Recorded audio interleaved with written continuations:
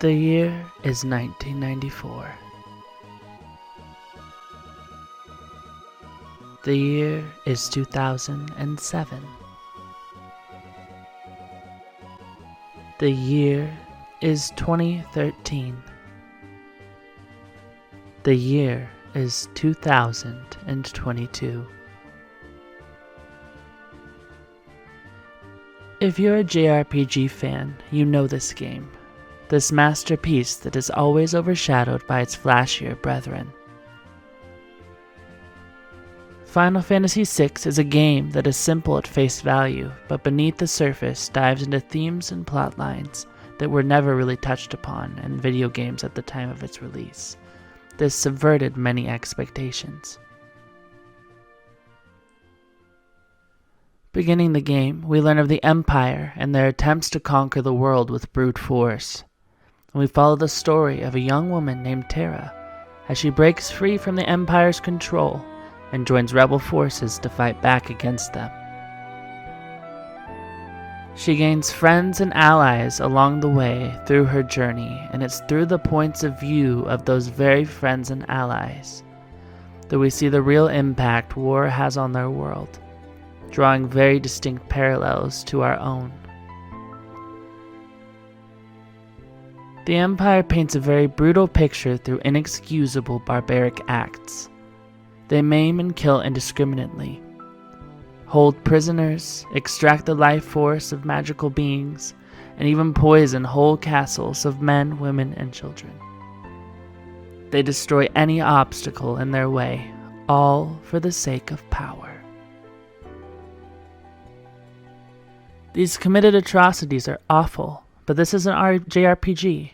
We'll gather our allies, gain more and more power, and stop them before anything worse happens. It's a heroic tale of several characters taking on the BBEG, the big bad evil guy, righting wrongs and triumphing over evil and saving the day. Right? Right?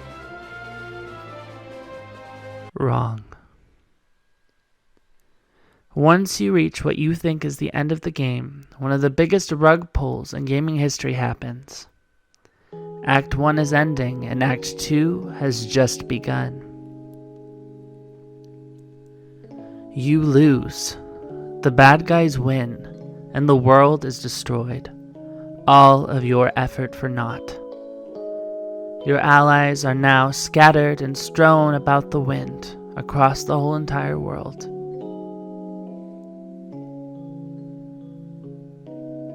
Both acts of this game, both sides, are very distinct from one another. Act 1 has our protagonist as Terra, a character detached from her emotions, and one with ties to the espers the Empire so desperately seeks. She's scooted along into a march along a predetermined path that's been chosen for her, as she struggles to figure out who she is and what she wants. And her very own theme reflects this.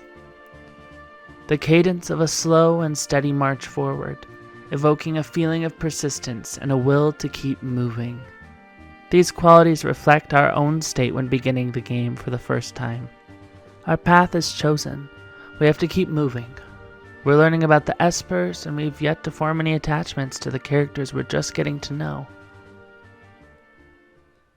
Act 2 has our protagonist as Celes, an emotionally driven character with ties to the Empire that destroyed the world.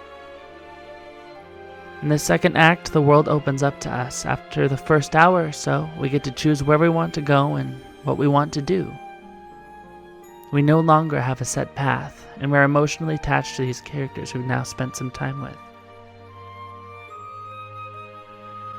We panic when Celes throws herself from the cliff. We feel for Terra when she's lost her will to fight. And we laugh when the characters are put back together and are interacting again. It's through this masterful storytelling that we are able to connect with what's presented to us in a meaningful and impactful way. It truly is a story and a tier of its own. This was especially true at the time of its release, and this was all told through a pixel format.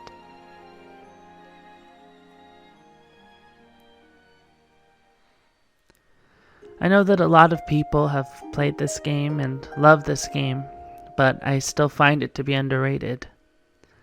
We talk about Final Fantasy VII, Final Fantasy IX, Final Fantasy X, Final Fantasy XII. These are all also amazing games, but Final Fantasy VI flies under the radar consistently, and I think it's worth another look. If you haven't played it before, or maybe you didn't know it existed before this video, give it a try. You won't be disappointed.